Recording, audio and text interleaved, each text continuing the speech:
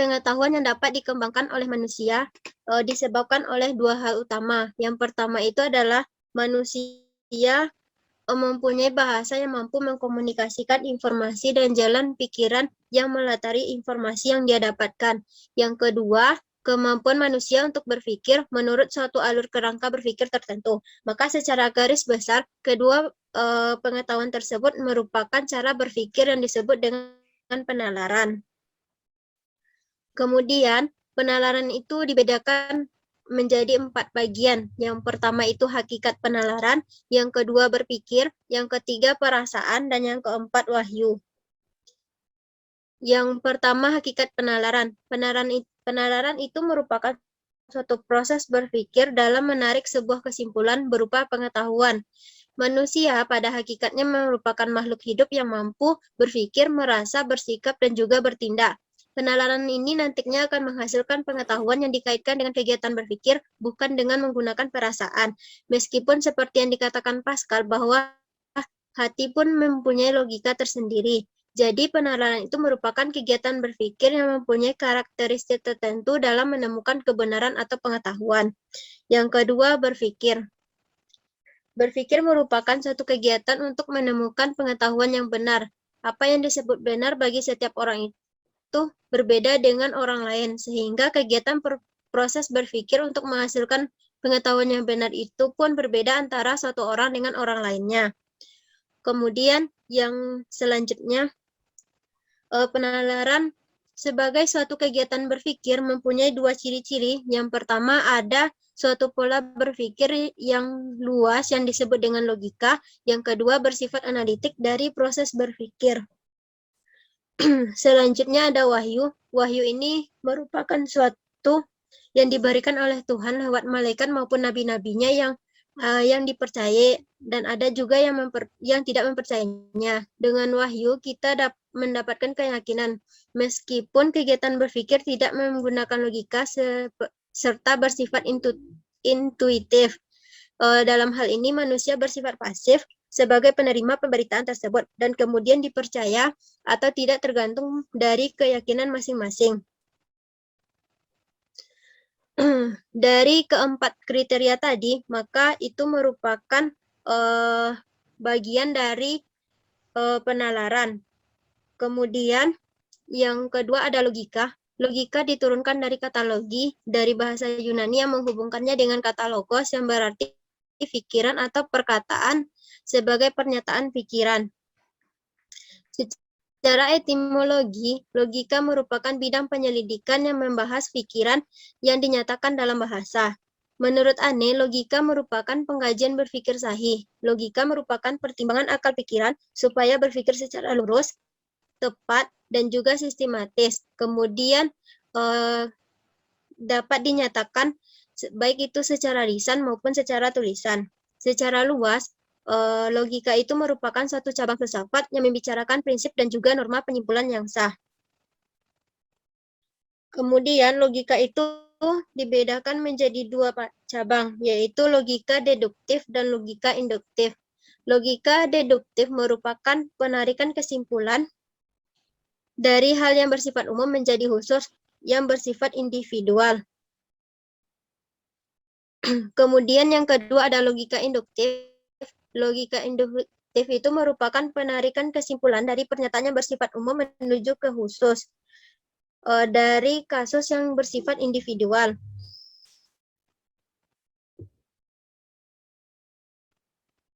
Lanjut.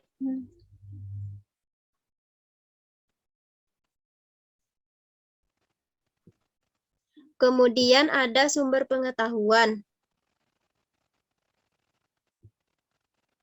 Sumber pengetahuan itu ada 4, yaitu berasal dari akal, yang kedua ada pengalaman, yang ketiga intuisi, dan yang keempat itu adalah wahyu. Yang pertama itu akal. Akal itu merupakan aliran pemikiran yang menekankan pentingnya peran yang secara rasional. Kemudian pengalaman merupakan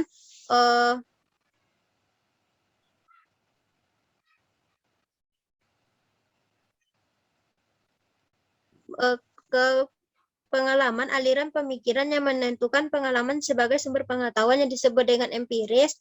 Kemudian ada intuisi. Intuisi itu merupakan pengetahuan yang didapat tanpa melalui proses penalaran tertentu. Dan yang terakhir itu adalah wahyu. Wahyu ini merupakan pengetahuan yang disampaikan oleh Allah atau Tuhan kepada manusia. Kemudian ada kriteria kebenaran. Kebenaran itu adalah penyesuaian antara pengetahuan dan objeknya. Kebenaran menurut setiap individu relatif berbeda, sehingga setiap jenis pengetahuan mempunyai kriteria kebenaran yang tidak sama. Hal ini disebabkan oleh watak pengetahuan yang berbeda. Jadi kebenaran antara satu orang dengan orang lain itu akan berbeda. Selanjutnya, kebenaran itu dapat dibedakan menjadi 3, yaitu kebenaran epistemologis, kemudian kebenaran semantik, dan yang ketiga adalah kebenaran ontologis. Kebenaran epistemologis disebut juga dengan kebenaran logis, yaitu kebenaran yang berhubungan dengan pengetahuan manusia. Kemudian ada kebenaran ontologis. Kebenaran ontologis berkaitan dengan sifat dan juga kodrat dari objeknya. Kebenaran ontologis ini merupakan kebenaran sebagai sifat dasar yang melekat pada hakikat segala sesuatu yang ada. Kemudian kebenaran semantik. Kebenaran semantik ini merupakan kebenaran yang terdapat dan melekat dalam tutur dan juga bahasa seseorang. Kemudian selanjutnya ada teori-teori kebenaran. Untuk teori-teori kebenaran ini ada 3, ada teori koherensi, kemudian ada teori pragmatis, yang ketiga ada teori korespondensi. Yang pertama itu teori koherensi. Teori koherensi merupakan suatu pernyataan yang dianggap benar bila pernyataan itu bersifat koheren atau konsisten dengan pernyataan sebelumnya yang dianggap benar. Contoh dari teori contoh pengetahuan yang bersifat teori koherensi ini adalah matematika. Kemudian yang kedua ada teori korespondensi. Berdasarkan teori korespondensi ini, pernyataan yang dianggap benar itu merupakan jika materi pengetahuan yang dikandung dalam pernyataan tersebut atau berhubungan dengan objek yang dituju oleh pernyataan tersebut. Kemudian yang ketiga adalah teori pragmatis. Teori pragmatis ini merupakan pernyataan yang dianggap benar diukur dengan menggunakan satu kriteria, apakah pernyataan tersebut bersifat fungsional dalam kehidupan praktis. Baiklah, itulah yang dapat saya sampaikan. Saya kembalikan ke moderator. Ya, terima kasih kepada Saudari Weni yang telah menjelaskan materi kita yang pertama, yaitu dasar-dasar dari ilmu pengetahuan. Selanjutnya, pembahasan tentang struktur ilmu pengetahuan itu akan dibahas oleh Saudari Nindya Ananda Latifah. Kepada Saudari Nindya, disilakan. Baik, terima kasih kepada moderator. Struktur ilmu pengetahuan. Ilmu dalam pengertiannya sebagai pengetahuan merupakan suatu sistem pengetahuan sebagai dasar teoritis untuk tindakan praktis atau suatu sistem penjelasan mengenai saling hubungan di antara peristiwa-peristiwa yang terjadi. Dan sistem pengetahuan ilmiah itu mencakup 5 kelompok unsur, yaitu ada jenis-jenis sasaran, bentuk-bentuk persyaratan, ragam-ragam proposisi, ciri-ciri pokok, serta pembagian sistematis. Yang mana struktur ilmu pengetahuan itu terdiri atas 6 pokok. Yang pertama itu ada metode ilmiah, teori, hipotesis, logika, data informasi, pembuktian, evaluasi, serta paradigma. Metode ilmiah itu merupakan prosedur dalam mendapatkan pengetahuan yang disebut ilmu. Jadi ilmu merupakan pengetahuan yang didapatkan melalui metode ilmiah. Metode ilmiah itu dibagi secara umum menjadi 2, diantaranya ada analitikosintesis dan non-induksi. Yang kedua ada metode penyelidikan ilmiah yang dibagi menjadi 2, yaitu berbentuk daur, metode siklus empiris, dan metode vertikal atau yang berbentuk garis lempeng atau metode linier. Yang kedua adanya teori. Teori yang dimaksud di sini adalah penjelasan mengenai gejala yang terdapat dalam dunia fisik tertentu. Teori merupakan suatu abstraksi intelektual di mana pendekatan secara rasional digabungkan dengan pengalaman empiris. Artinya, teori ilmu merupakan suatu penjelasan rasional yang bersesuaian dengan objek yang dijelaskan. Teori merupakan pengetahuan ilmiah yang mencakup penjelasan mengenai suatu faktor tertentu dari sebuah disiplin keilmuan. Suatu teori biasanya terdiri dari hukum-hukum. Hukum pada hakikatnya merupakan pernyataan yang menyatakan hubungan variabel atau lebih dalam satu kaitan sebab akibat yang mencakup hubungan sebab akibat ini, atau dengan perkataan lain hubungan kasualitas, yang akan memungkinkan kita untuk meramalkan apa yang terjadi sebagai akibat dari sebuah sebab.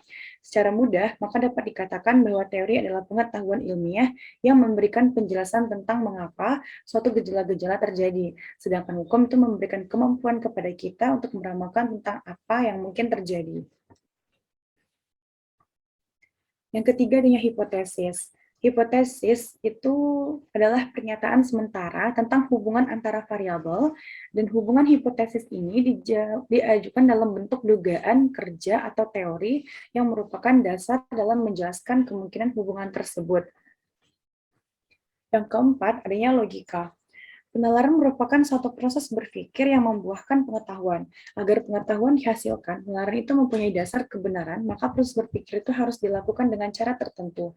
Suatu penarikan kesimpulan itu baru dianggap valid kalau proses penarikan kesimpulan itu dilakukan menurut cara tertentu. Nah, cara penarikan kesimpulan ini disebut dengan logika, di mana logika secara luas didefinisikan sebagai pengkajian berpikir secara valid. Yang keempat, adanya data informasi. Tahapan ini merupakan sesuatu yang dikenal dalam metode keilmuan. Disebut oleh banyaknya kegiatan keilmuan yang diarahkan kepada pengumpulan data, maka banyak orang yang menyamakan keilmuan dengan pengumpulan data. Hasil observasi ini kemudian dituangkan dalam bentuk pernyataan-pernyataan.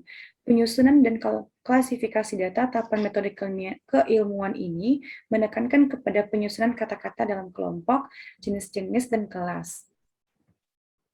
Yang keenam, adanya pembuktian. Langkah selanjutnya setelah menyusun hipotesis adalah menguji hipotesis tersebut dengan mengkonfrontasikannya dengan dunia fisik yang nyata.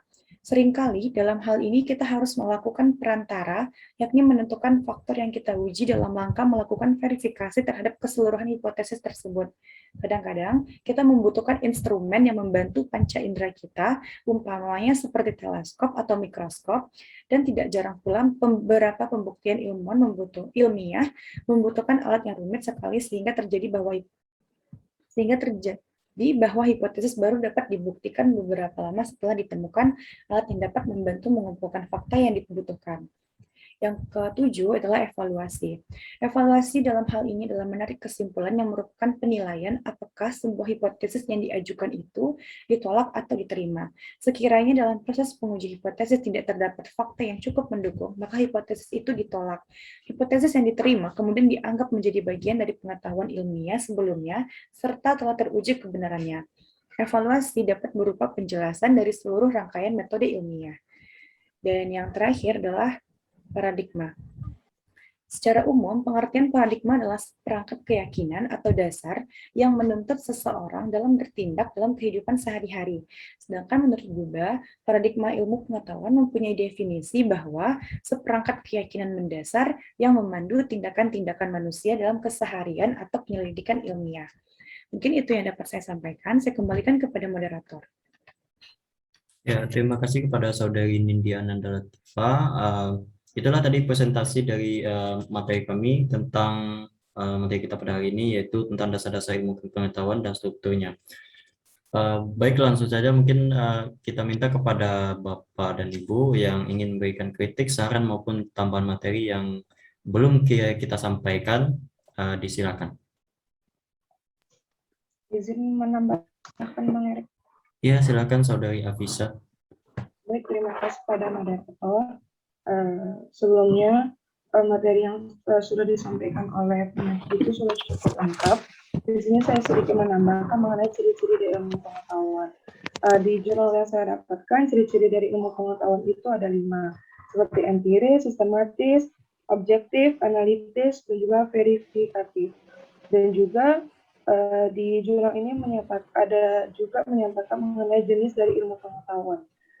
jenis dari ilmu pengetahuan pada jurnal ini. Yang pertama ada ilmu formal dan ilmu non formal, ilmu murni dan ilmu terapan, ilmu nomotetis dan ilmu ideografis, ilmu deduktif dan juga ilmu induktif, dan juga ilmu alam, ilmu sejarah, ilmu manusia, matematika, filsafat. Mungkin sekian tambahan dari saya kembalikan kepada moderator. Ya, terima kasih pada Saudari Afisa yang tadi telah menambahkan pengetahuannya tentang tadi ada ciri-ciri dari ilmu pengetahuan dan juga dari jenis-jenis ilmu pengetahuan yang didapatkan oleh Saudari Afisa di beberapa tingkat. Mungkin lanjut kepada Bapak dan Ibu yang ingin berikan kritik dan saran maupun tambahan materi yang belum kita sampaikan, disilakan. Izin moderator. Ya, silakan Pak Tommy. Baik, bismillahirrahmanirrahim. Assalamualaikum warahmatullahi wabarakatuh. Waalaikumsalam. Terima kasih kesempatannya yang diberikan Pak Erik sebagai moderator. Baik, di sini saya juga pertama memberikan saran kepada kelompok 3 atau menjadi kelompok 4. Kelompok 4 di sini saya akan menyarankan pertama kita harus berangkat dari pengetahuan, ilmu dan ilmu pengetahuan. Pengetahuan itu harus kita berangkat dari sebelum kita berangkat dasar pengetahuan. Itu kita harus berangkat dari pengetahuan Barat dan pengetahuan Islam. Kenapa? Karena sumber pengetahuan, terutama pengetahuan Barat kan lebih mementingkan kehidupan duniawi. Sedangkan pengetahuan agama atau Islam itu lebih mementingkan kehidupan akhirat dan kehidupan dunia. Maka untuk itu, di samping kita mengkaji secara mendalam tentang dasar-dasar ilmu pengetahuan, baik itu logika tadi, logika, penalaran, kriteria kebenaran, dan lain sebagainya, kita harus berangkat dari dua itu. Kenapa? Karena tadi kan sumber pengetahuan salah satunya wahyu ke agama. Karena kalau satu pendapat dari ilmuwan bahwa kebenaran yang betul adalah wahyu. Kenapa? Karena kita harus berangkat dari sana, pengetahuan agama dan pengetahuan modern atau sains. Ya. Terusnya saya ingin menambahkan oleh Ibu Putri tadi, ada beberapa yang sangat penting juga ditambahkan, terutama dari segi komponen-komponen dari ilmu pengetahuan ya. Karena tadi mungkin Bu Putri sudah menambahkan jenis dan jenis pengetahuan, ilmu pengetahuan. Sini saya akan menambah tentang komponen-komponen penting dalam ilmu pengetahuan tersebut. Dalam artikel juga saya baca bahwa ilmu pengetahuan itu mempunyai beberapa komponen. Yang pertama masalah atau problematika. Yang kedua adanya sikap ilmiah atau sikap rasa ingin tahu yang kuat. Yang ketiga ada metode ilmiah yang digunakan. Keempat ada aktivitas untuk dapatkan ilmu pengetahuan tersebut. Yang kelima ada kesimpulan. Yang keenam ada pengaruhnya. Artinya bagaimana ilmu pengetahuan ini mempengaruhi yaitu teknologi, misalkan ilmu pengetahuan mengenai bioteknologi, biologi, fisika dan lain sebagainya. Mungkin itu yang Pak Erik sebagai moderator yang dapat saya sarankan dan menambahkan materi. Kembali ke Pak Erik sebagai moderator. Assalamualaikum warahmatullahi wabarakatuh. Waalaikumsalam warahmatullahi wabarakatuh. Ya, terima kasih kepada Pak Tommy yang telah memberikan saran kepada kelompok kami, yaitu tadi tentang bagaimana kita harus membahas tentang pengetahuan Barat yang lebih mendekatkan kepada duniawi, sedangkan pada pengetahuan agama itu lebih mendekat kepada akhirat. Dan juga tadi juga sudah ditambahkan materinya, yaitu tentang komponen-komponen dari ilmu pengetahuan. Oke, mungkin selanjutnya masih ada dari Bapak dan Ibu yang ingin berikan kritik dan saran. Mungkin kita buka satu lagi untuk tahap kritik saran maupun penambahan materi pada hari ini. Kepada Bapak dan Ibu disilakan. Oke, baik. Mungkin tidak ada. Kita lanjutkan aja pada sesi pertanyaan. Oke, baik. Kita mungkin membuka 3 pertanyaan kepada Bapak dan Ibu yang ingin bertanya tentang seputar materi kita pada hari ini, yaitu tentang dasar-dasar ilmu pengetahuan dan juga strukturnya. Kepada Bapak Ibu disilakan.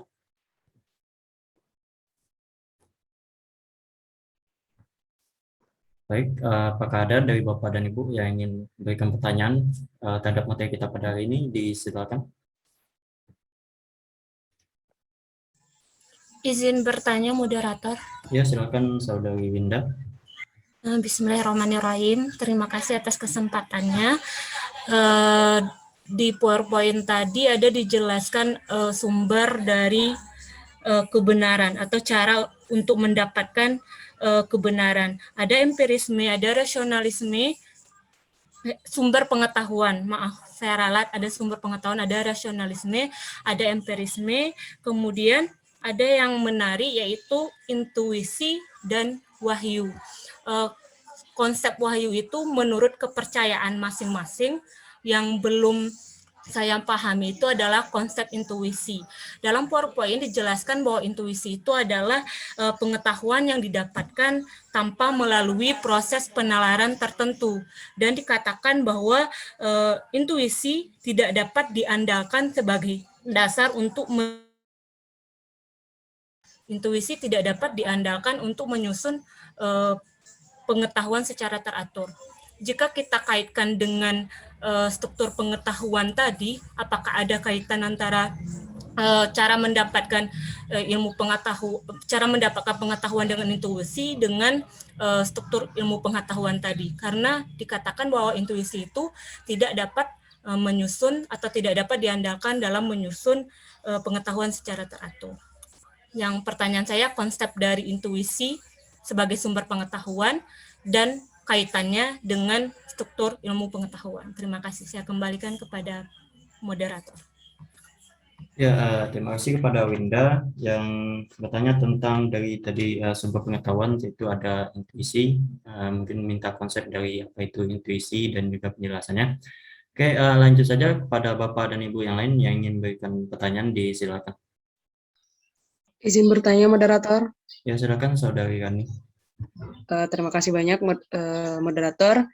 Terima kasih atas kesempatannya. Assalamualaikum warahmatullahi wabarakatuh. Waalaikumsalam. Di sini saya ingin mengetahui lebih banyak mengenai dasar-dasar ilmu pengetahuan. Tadi ada 4, tapi 2 diantaranya tadi ada penalaran dan logika. Di sini penalaran dan logika itu menurut saya itu satu hal yang sama seperti itu ya, atau mungkin kegiatannya mungkin kita lakukan yang sama. Kita berlogika atau melakukan penalaran menurut saya itu sama. Mungkin menurut pemateri ada pembeda. Jadi sampai tahap mana kita berlogika dan sampai tahap mana kita melakukan penalaran seperti itu. Jadi mungkin kalau kita hubungkan ke materi pembelajaran kita atau materi biologi kita sampai di mana kita bisa melakukan hal yang berlogika atau logika itu masuk ke dalam penalaran seperti itu. Terima kasih. Mohon penjabarannya. Saya kembali kepada moderator. Ya, baik, terima kasih kepada Saudari Rani yang bertanya tentang apa yang menjadi konsep pembedaan antara penalaran dan logika. Mungkin langsung saja kepada Bapak dan Ibu, satu pertanyaan lagi, disilakan. Kepada Bapak dan Ibu yang ingin memberikan pertanyaan tentang materi kita pada hari ini, tanda-tanda ilmu pengetahuan dan juga strukturnya, disilakan. Izin Pak Erik. Ya, silakan Pak Raffi. Terima kasih Pak Erik. Assalamualaikum warahmatullahi wabarakatuh.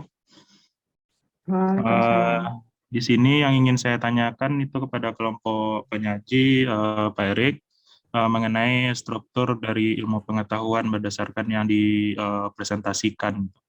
Ada beberapa tadi saudari Nindya sudah menyampaikan ada metode ilmiah, kemudian ada beberapa rangkaian yang mungkin selama ini kita kenal, ini masuk juga ke dalam tahapan metode ilmiah gitu. Jadi mungkin mohon kejelasannya lagi, apa yang membedakan antar struktur ilmu pengetahuan ini seperti metode ilmiah, kemudian ada pembuktian, ada evaluasi, ada hipotesis juga ya. Yang selama ini kita kenal itu merupakan satu tahapan metode ilmiah, tapi di sini kelompok penyaji memisahkan apakah ini berupa sebuah struktur ya, berupa bagian-bagian terpisah atau ini masuk ke dalam satu langkah metode ilmiah. Jadi mohon penjelasannya lagi dari kelompok penyaji. Terima kasih. Assalamualaikum warahmatullahi wabarakatuh. Waalaikumsalam warahmatullahi wabarakatuh. Baik, terima kasih kepada Pak Ferdian yang menanyakan tentang struktur ilmu pengetahuan. Baik, mungkin kita batasi dulu pertanyaan pada pagi hari ini. Mungkin kami mohon waktu untuk mendiskusikannya, untuk menjawab atas pertanyaan yang diberikan oleh audiens sekalian.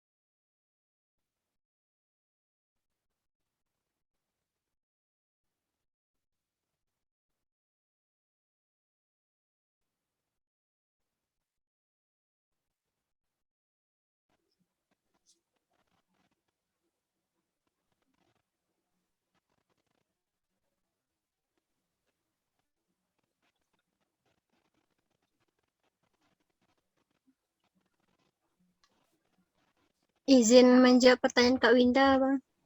Ya, baik, silakan Weni. Baiklah, di sini saya akan mencoba menjawab pertanyaan dari Kak Winda. Apa itu konsep dari intuisi? Kemudian apa hubungannya dengan dengan ilmu pengetahuan? Baiklah, seperti itu Kak. Kaitan dengan strukturnya Kak Weni. Baiklah, di sini saya akan mencoba menjawab terlebih dahulu. Apa itu konsep dari intuisi? Intuisi itu merupakan suatu pengetahuan yang didapatkan tanpa melalui suatu proses penalaran. Jadi intuisi ini bersifat personal dan tidak bisa diramalkan. Artinya intuisi ini tidak dapat diandalkan dalam menyusun suatu pengetahuan yang teratur. Kemudian pengetahuan yang intuisi itu bisa juga disebut dengan pengetahuan yang berasal dari hati seseorang atau dari perasaan seseorang.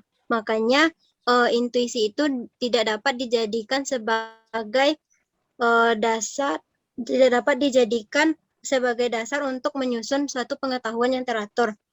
Mungkin itu yang dapat saya sampaikan. Saya kembalikan ke moderator.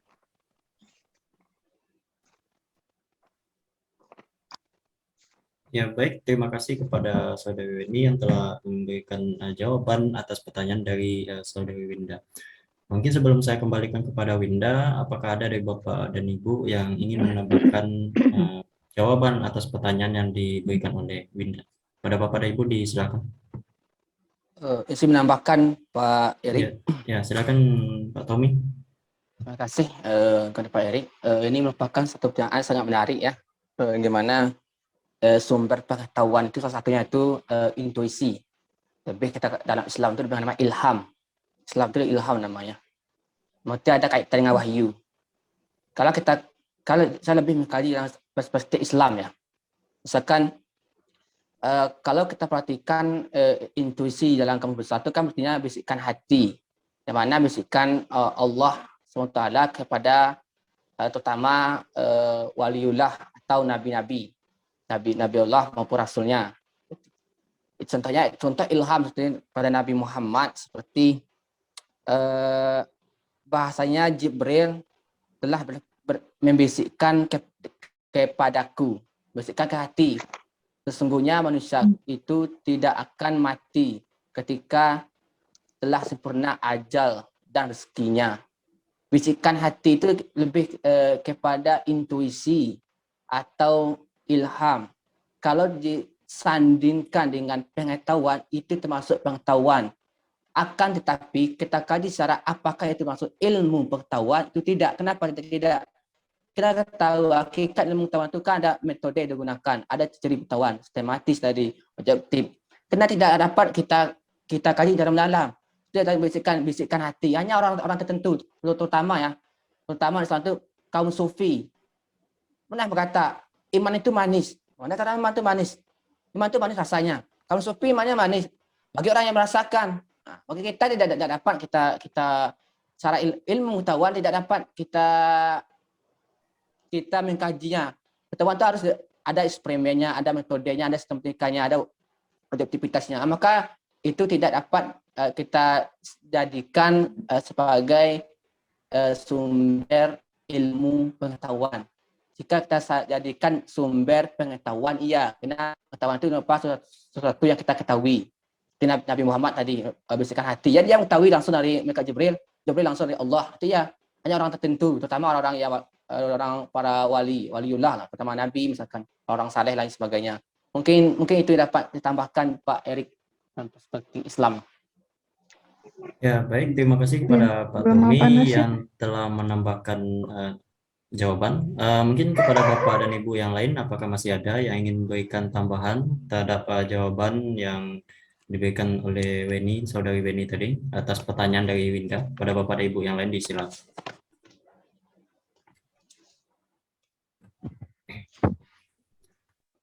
Baik, mungkin kita simpulkan saja karena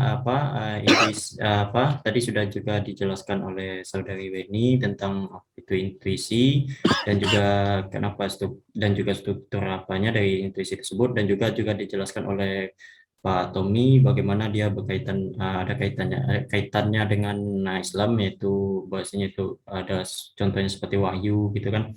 Jadi intuisi itu dia seperti pemahaman yang tiba-tiba saja gitu, Winda, dari sebuah keyakinan gitu, dengan sebuah keyakinan yang keputusannya yang diambil secara cepat.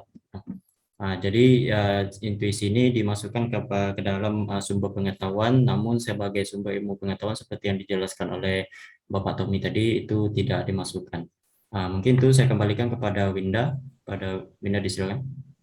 Sudah cukup jelas, moderator. Terima kasih atas jawaban Kak Weni dan Bang Tommy dan penjelasan ulang oleh Bang Erik. Saya kembalikan kepada moderator. Baik, terima kasih. Bagaimana Nindya dan juga Weni untuk pertanyaan berikutnya? Coba jawab pertanyaan Bang Raffi, Bang. Oke, silakan Nindya. Oke, baik. Terima kasih kepada moderator. Di sini saya akan mencoba menjawab pertanyaan dari Bang Raffi terkait dengan struktur ilmu pengetahuan yang tadi sudah dijelaskan, terdapat atas adanya metode ilmiah, hipotesis, ada juga paradigma, kemudian juga ada teori dan sebagainya. Nah, apakah itu menjadi bagian dari struktur ilmu pengetahuan atau itu merupakan sebuah tahap-tahapan? Seperti itu tadi Bang Raffi. Ya. Oke, baik. Terima kasih kepada Bang Raffi. Nah, struktur ilmu pengetahuan tadi, seperti yang mencakup komponen yang tadi ini disebutkan, itu merupakan bagian yang tidak terpisahkan. Karena untuk menghasilkan sebuah ilmu pengetahuan tadi, maka dibutuhkanlah komponen-komponen tadi dalam menghasilkan sebuah kebenaran. Baik itu dari tadi berupa metode, kemudian nanti adanya teori, hipotesis, dan logika. Jadi itu merupakan sebuah rangkaian yang akan nantinya menghasilkan sebuah ilmu pengetahuan, maka dia tidak lepas dari si struktur ilmu pengetahuan tadi gitu. Apakah mungkin itu jawaban dari Nindi yang dikembalikan kepada moderator? Baik, terima kasih pada saudari Nindi. Mungkin saya lempar kepada Bapak dan Ibu yang ingin memberikan tambahan jawaban atas pertanyaan dari Pak Vivedian, disilakan.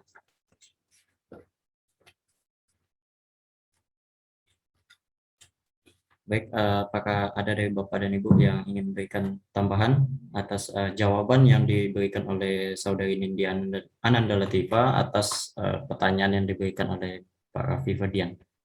Pada Bapak dan Ibu disilakan. Ini menambahkan Pak Erik. Ya, silakan. Dari Pak. Ya, silakan Pak Tommy. Baik, terima kasih atas kesempatannya. Di sini berdasarkan artikel saya baca, yaitu Ridwan dan kawan-kawan. Judul artikelnya itu tentang studi analisis tentang makna pengetahuan dan ilmu pengetahuan serta jenis dan sumbernya. Ada 3 autornya, Mu'anib, Ridwan, dan kawan-kawannya.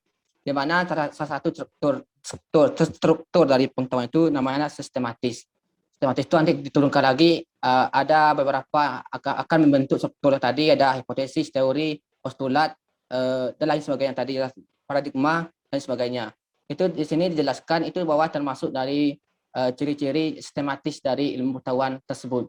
Ada bersifat dari bagaimana adalah tanpa saran Indi tadi, pertama ada memiliki teori, hipotesis, metode, juga paradigma dan sebagainya tadi. Itu termasuk bukan, menurut saya itu bukan merupakan suatu tahapan, tapi itu termasuk dari ciri-ciri ilmu pengetahuan itu sendiri tadi, yang salah satunya kita sebutnya sistematis. Mungkin itu Pak, sedikit tambahnya Pak Erik sebagai moderator. Kembali ke Pak Erik. Ya, terima kasih pada Pak Tommy. Apakah masih ada dari Bapak dan Ibu yang ingin memberikan tambahan jawaban yang atas pertanyaan dari Pak Vipedian? Disilakan.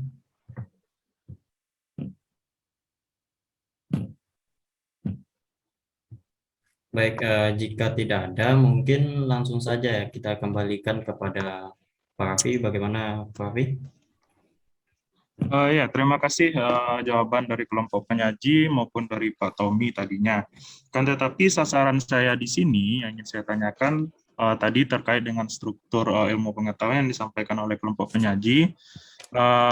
Awalnya kita berpikir bahwa untuk poin struktur ilmu pengetahuan ini merupakan bagian-bagian ya atau komponen ya, atau yang namanya struktur kita paham lah bagaimana konsep bagi kita membicarakan sebuah struktur begitu. Dan tadi kelompok penyaji mempresentasikan ada beberapa gitu kan, khususnya di slide yang ke-18 gitu, mengenai struktur ilmu pengetahuan ini. Salah satunya ada metode ilmiah gitu, dan yang lainnya seperti hipotesis, ada data informasi, kemudian ada pembuktian. Yang ini selama ini kita kenal juga sebagai bagian dari metode ilmiah. Nah, lalu bagaimana kelompok penyaji ini memisahkan beberapa poin ini? Mengapa tidak hanya metode ilmiah saja begitu? Struktur ilmu pengetahuan adalah metode ilmiah saja. Tapi ini dipisah-pisahkan antara hipotesis dengan logika dengan pembuktian, yang awalnya ini bisa kita masukkan sebagai suatu metode ilmiah gitu. Hipotesis kan merupakan langkah dari metode ilmiah gitu. Dan tadi saran dari Pak Tommy membicarakan bahwasannya ilmu pengetahuan itu adalah sistematis. Ya, kita kan sudah tahu sebelumnya bahwasanya pengetahuan itu, ilmu pengetahuan itu berasal dari pengetahuan, tetapi sebelumnya pengetahuan ini tidak terstruktur, tidak sistematis. Karena dia sudah sistematis, makanya dia menjadi sebuah ilmu pengetahuan gitu. Dan yang saya ditanyakan di sini bukan karakteristiknya, tetapi struktur tadi yang saya ragukan mengenai presentasi yang disampaikan oleh kelompok penyaji. Kenapa tidak metode ilmiah saja, tetapi di sini diurai lagi, ada hipotesis, ada pembuktian, ada teori juga, yang kita sebelumnya, pemahaman kita sebelumnya ya, tapi kalau nanti ada kesalahan, mohon diralat, ini masuk ke dalam langkah metode ilmiah.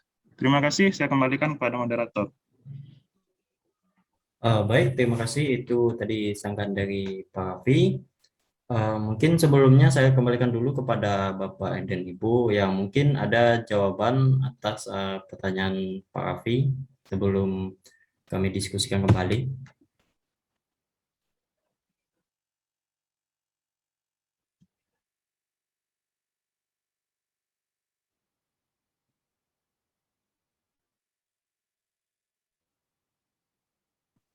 Baik, apakah ada dari Bapak dan Ibu yang ingin memberikan jawaban atas pertanyaan dari Pak Vipedian, yaitu yang ya, silakan. Saya menanggapi dari pertanyaan Pak Raffi Ferdian tadi tentang struktur ya.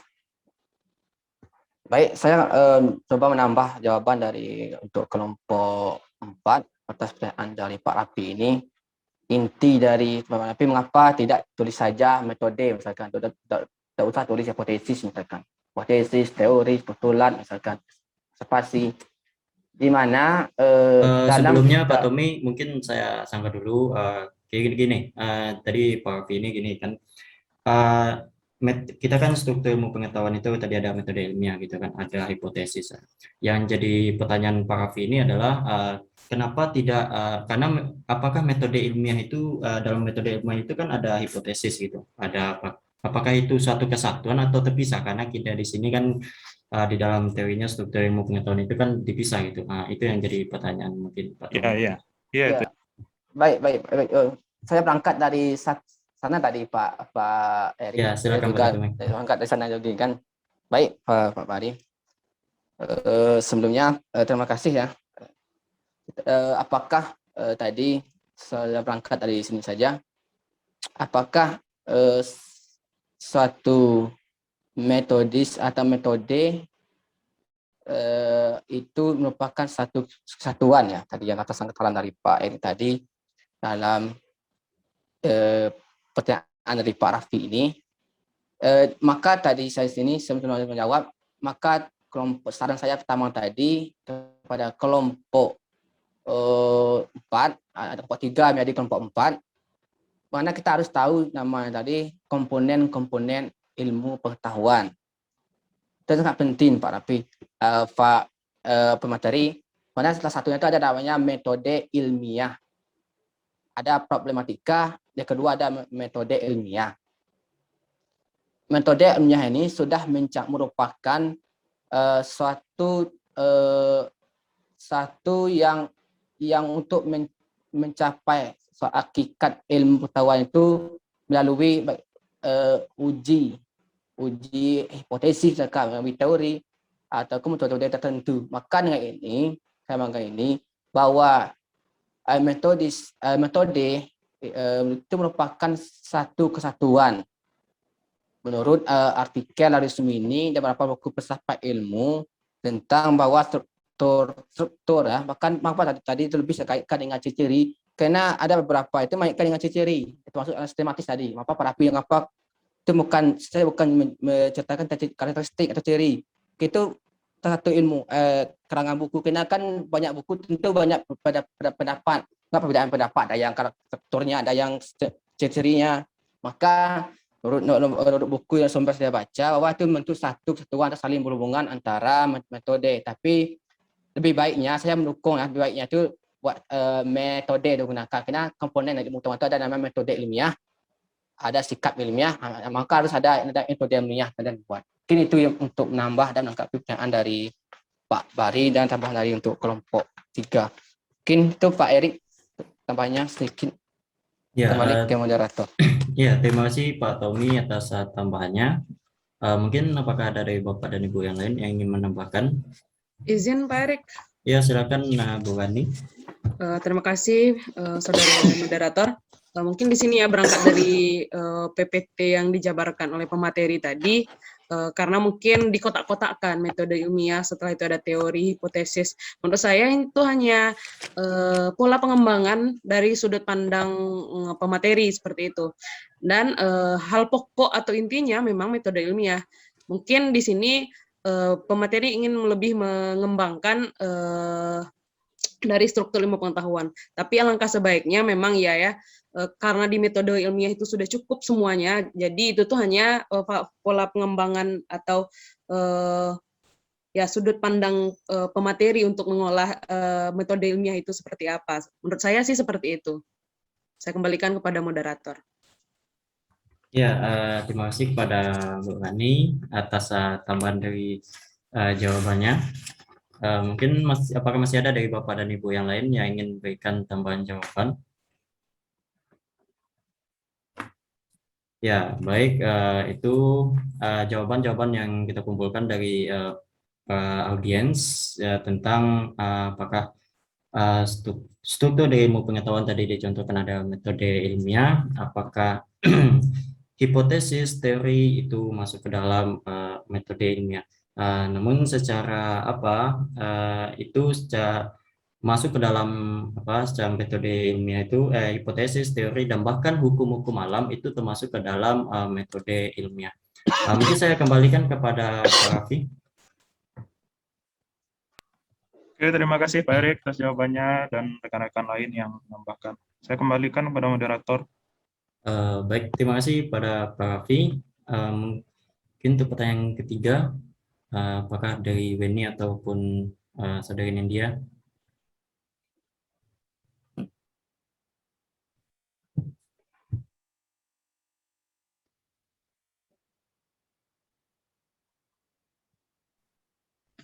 Izin menjawab, Pak.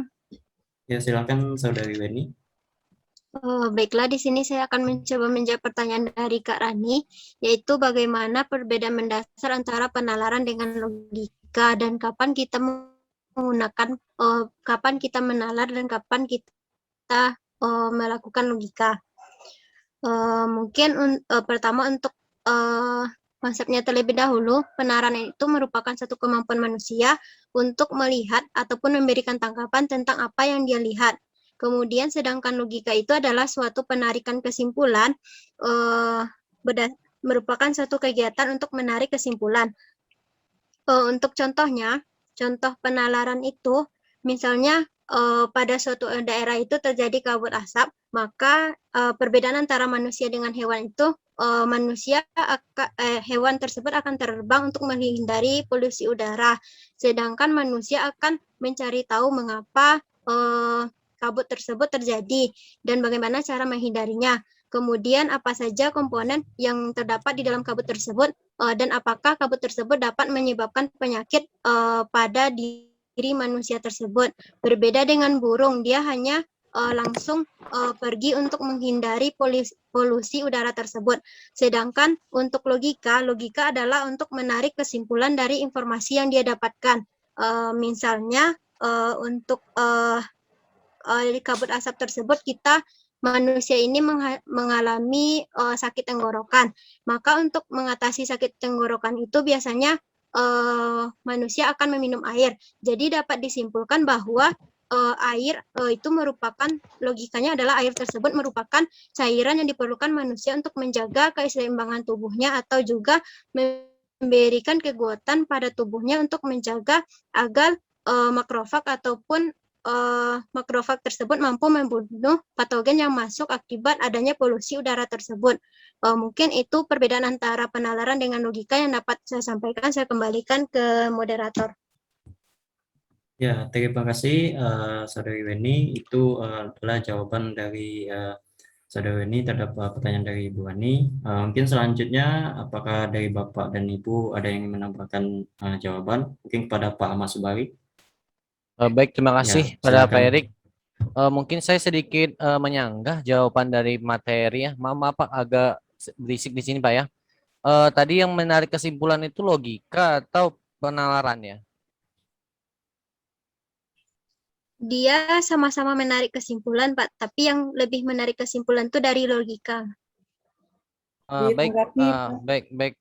Kalau dari tambahan jawaban saya mungkin agak sedikit berbeda, namun boleh kita diskusikan supaya kita duduk mungkin. Kalau saya justru menanggapnya gini, penalaran itu adalah suatu cara kita untuk mendapatkan maaf yang logika ya, cara kita untuk mendapatkan pengetahuan dengan akal dan pikiran kita. Nah, terus kalau penalaran itu adalah suatu proses sama suatu cara kita atau satu proses dari berpikir seseorang itu dalam menarik suatu kesimpulan itu nantinya akan berupa suatu pengetahuan baru, Mas. Seperti itu. Mungkin saya kembalikan kepada Pak Erik. Ya, terima kasih pada Pak Mas Bali. Mungkin Nindya tadi ada yang disanggah. Ya, baik, terima kasih kepada moderator. Di sini berdasarkan dengan slide yang saya baca, yang diberikan Ibu, kita ketahui ada dua hal yang sedikit berbeda mengenai penalaran dan logika. Yang mana tadi kalau penalaran itu kan suatu proses berpikir yang akan membuahkan pengetahuan. Nah, untuk membuahkan pengetahuan tadi, agar mempunyai dasar kebenaran, maka kan diperlukan suatu cara tertentu. Nah, cara tertentunya itu disebut dengan logika. Jadi, logika adalah pengkajian untuk berpikir secara sahih, yang bertujuan untuk mengambil atau menarik sebuah kesimpulan. Mungkin itu tambahan dari saya kembalikan kepada moderator. Ya, terima kasih pada saudari Nindya atas tambahan atau sanggahannya juga atas jawaban-jawaban yang diberikan tadi.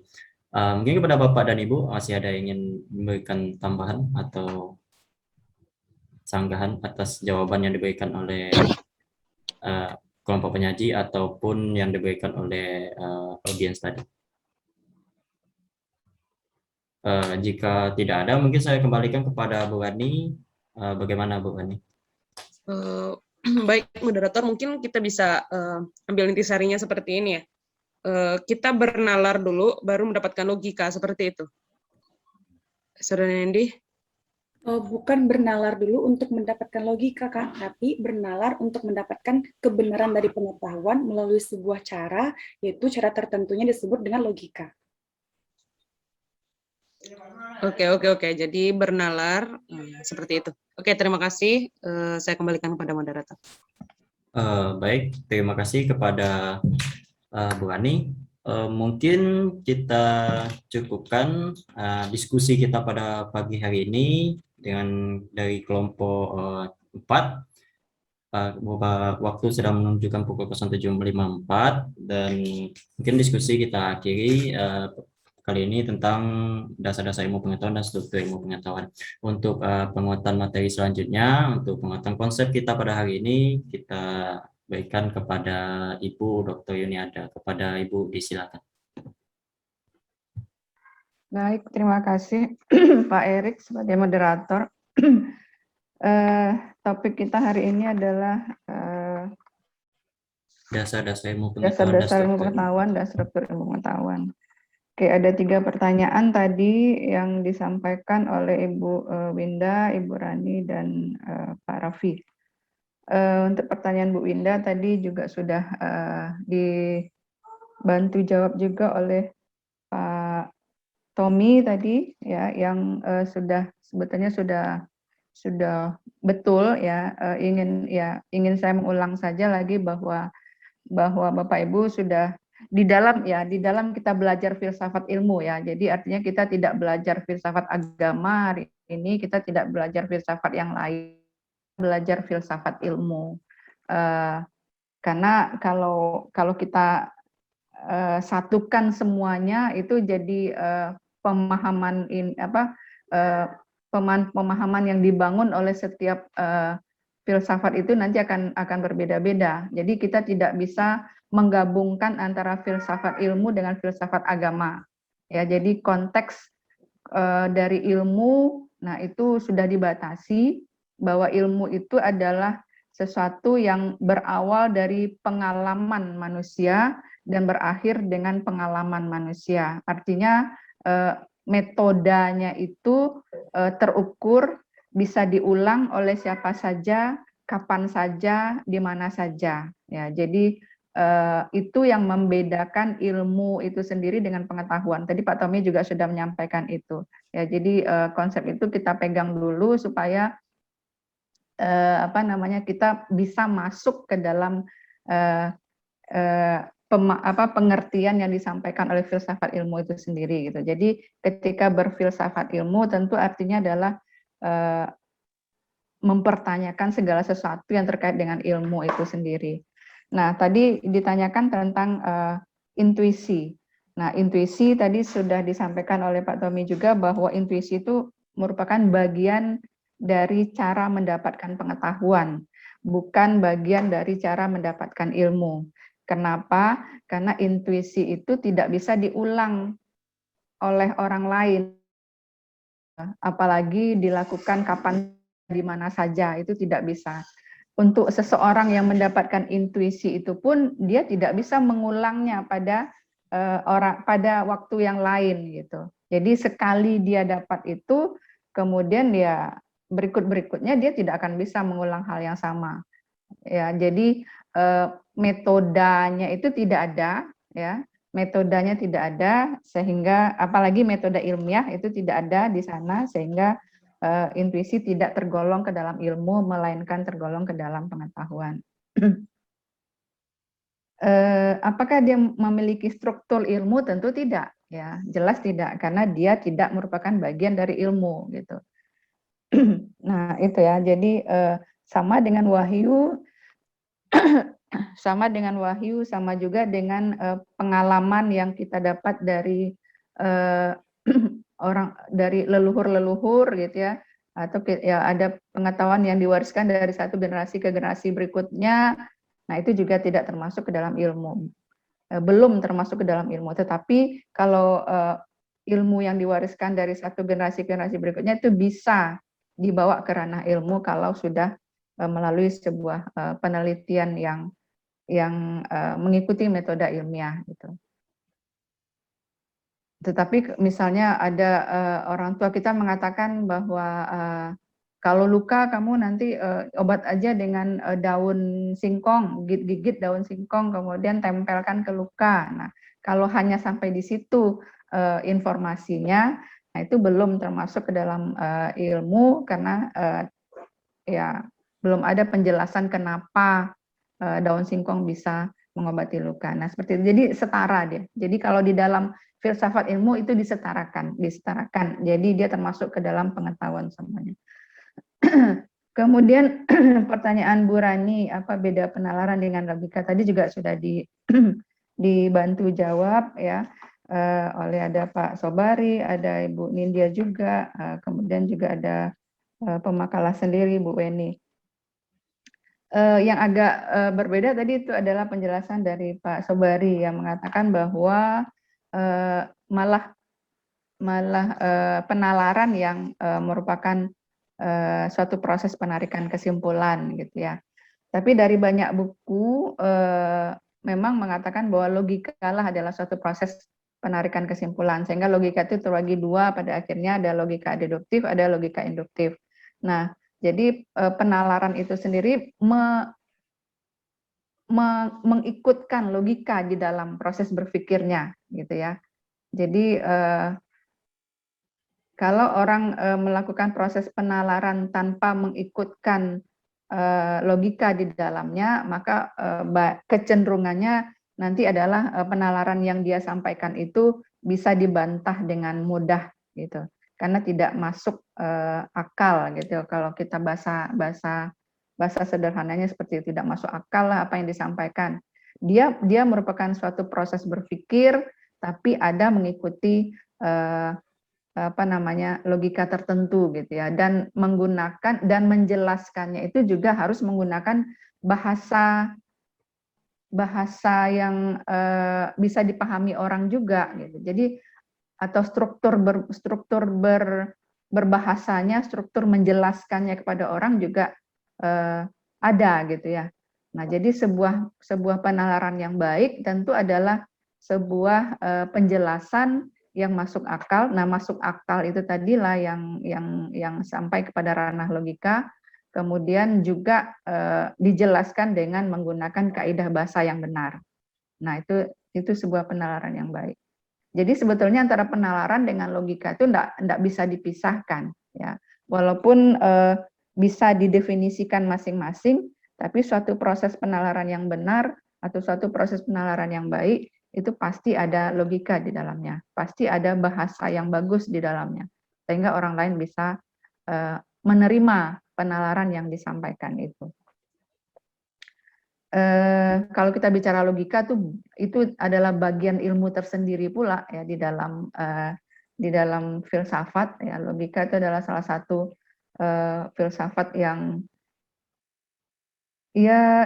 kalau zaman ya ada masanya di Islam itu logika itu ditolak, gitu ya, karena kalau di dalam filsafat Islam ya, di dalam filsuf Islam itu ada yang menolak logika itu. Kenapa? Karena mereka khawatir dengan berlogikanya manusia bisa menghilangkan peranan yang Maha Pencipta, ya.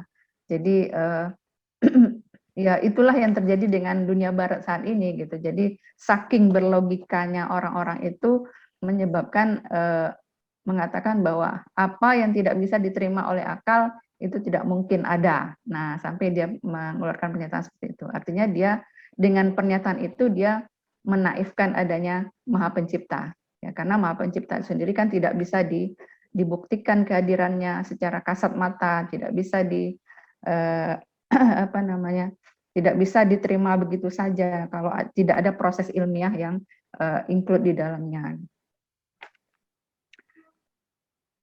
Tetapi seharusnya sebagai orang Islam ya kalau kita mengkaitkan ya logika itu membantu untuk memahami ilmu. Ya, jadi tidak digunakan untuk memahami hal-hal yang terkait dengan sesuatu yang tidak. Ya, jadi kalau di dalam agama itu kan ada porsi apa namanya itu, porsi yang tidak bisa kita ganggu gugat ya, yang apa tuh namanya Pak Tommy, apa Wujud lebih ke ilmu, tauhid, Bu. Wujud iya Tuhan, tauhid ya, misal, Bu. betul tauhid ya, tauhid. Jadi Tauhid. ketuhanan Iya, ya, betul. jadi itu tidak perlu ya, tidak perlu diganggu gugat yang urusan itu, sementara yang urusan keduniawian yang bisa kita jelaskan secara penalaran meliputi logika tadi. Oke, berikutnya pertanyaan Pak Raffi tentang struktur ilmu pengetahuan. Ya mungkin penyaji tadi mengambil sumbernya dari Komariah ya? Iya, Bu. Ya, di Komariah ini sebetulnya di bagian bawahnya itu ada kata-kata tuh di halaman 12, struktur pengetahuan ilmiah garis miring ilmu pengetahuan. Mencakup objek sebenarnya, objek material, objek formal, bentuk pernyataan, deskripsi, preskripsi, eksposisi, pola, rekonstruksi historis, dan ragam proposisi. Di atasnya memang ada struktur ilmu juga dia tulis gitu ya. Tapi yang di bagian bawah ini jelas poinnya, struktur pengetahuan ilmiah atau ilmu pengetahuan itu mencakup satu, objek sebenarnya, yang kedua objek material, ketiga objek formal, bentuk pernyataan gitu. Mungkin ini yang diinginkan oleh Pak Raffi ya, atau bantah, artinya adalah Pak Raffi tidak bisa terima kalau metode ilmiah itu include pula di dalamnya ada pembuktian, ada hipotesis yang merupakan bagian dari metode ilmiah itu sendiri. Memang di dalam Komariah ini dia agak kurang apa tuh? Kurang tegas dia mengatakan mana sih sebetulnya yang merupakan bagian dari struktur pengetahuan ilmiah. Tapi bisa kita lihat di sini mungkin yang lebih masuk ke dalam logika berpikir kita adalah yang poin di halaman 12 itu ya. Objek sebenarnya, objek material, objek formal, bentuk pernyataan, deskripsi.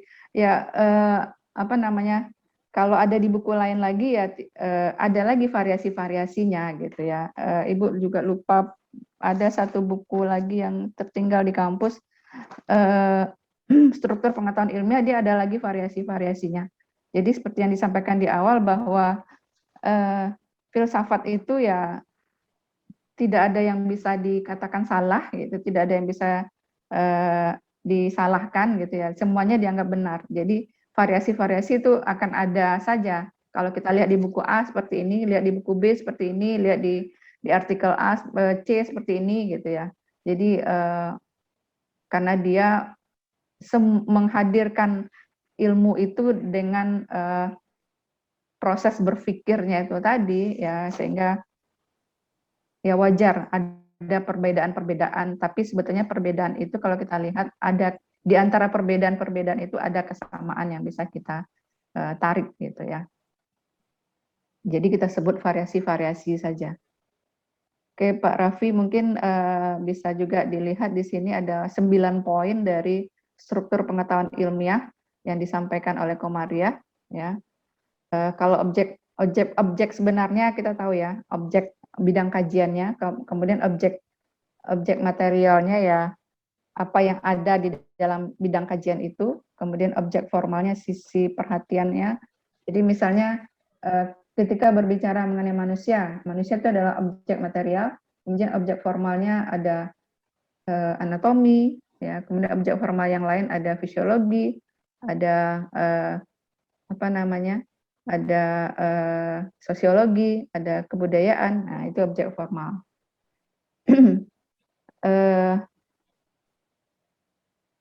Nanti kita sama-sama mencari di buku-buku yang berbeda gitu ya mengenai struktur pengetahuan ini, tapi salah satu yang disampaikan oleh kelompok 4 tadi adalah dari artikel yang ditulis oleh Komaria. Ada 9 poin di sini mengenai struktur pengetahuan, struktur ilmu pengetahuan. Oke, itu tambahan dari Ibu. Boleh bertanya lagi, silakan. Kalau kita masih punya waktu. Atau boleh menyampaikan ide juga, silakan. Menyanggah juga boleh, karena kita dalam diskusi.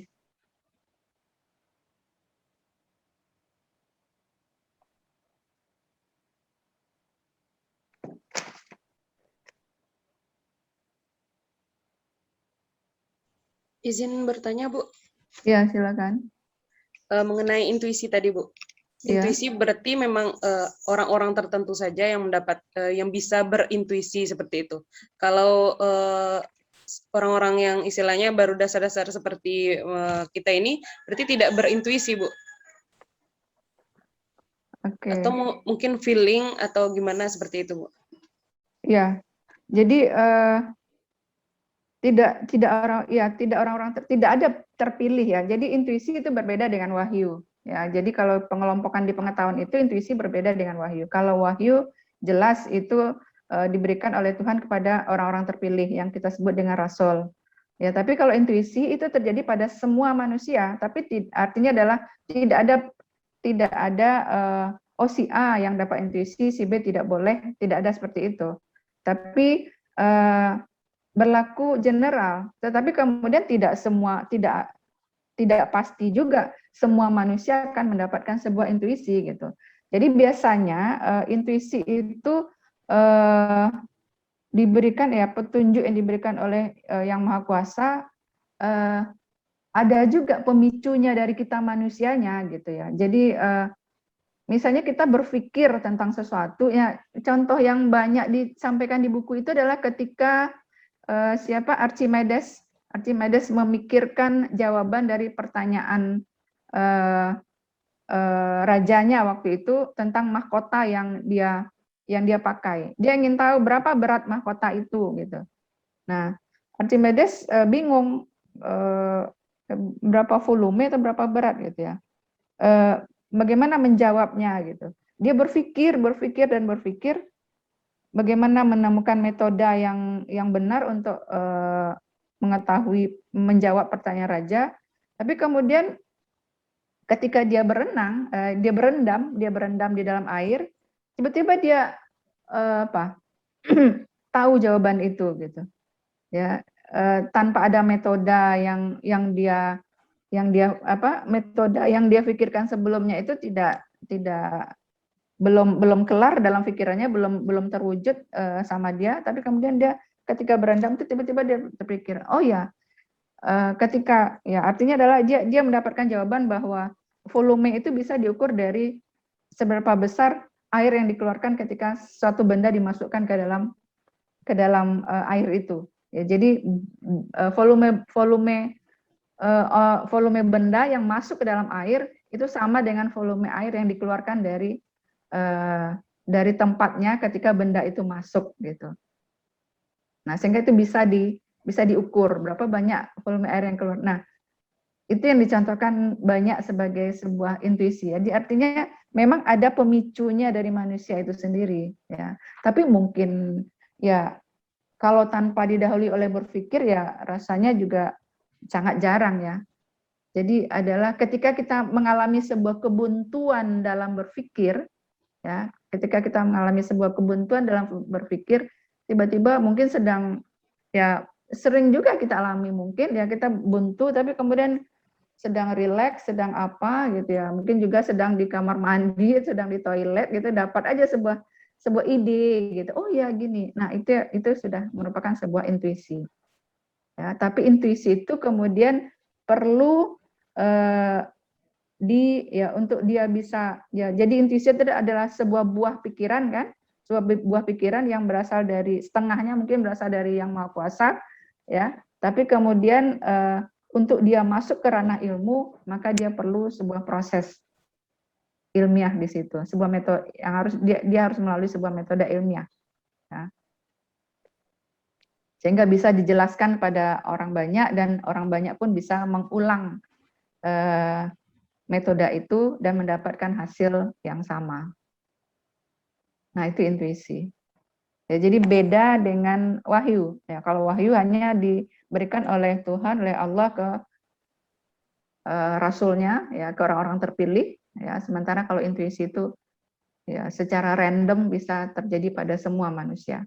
Tapi memang harus ada pemicunya dari kita manusia ini melalui proses berpikir. Terima kasih, Bu. Ya.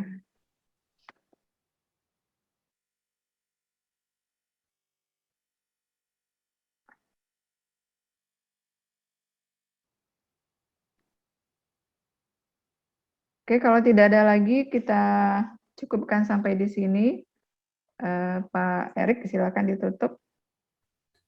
Ya, terima kasih kepada Ibu yang telah memberikan penguatan terhadap materi-materi dan juga teori-teori yang muncul pada diskusi kita kali ini. Dan juga tadi sudah Bapak ya tanggapan juga sudah dijelaskan oleh Ibu, yaitu tentang kita ini belajar filsafat ilmu dan itu harus dipisahkan dulu dengan ilmu agama, karena tidak bisa kita satukan karena ilmu itu kita dibatasi.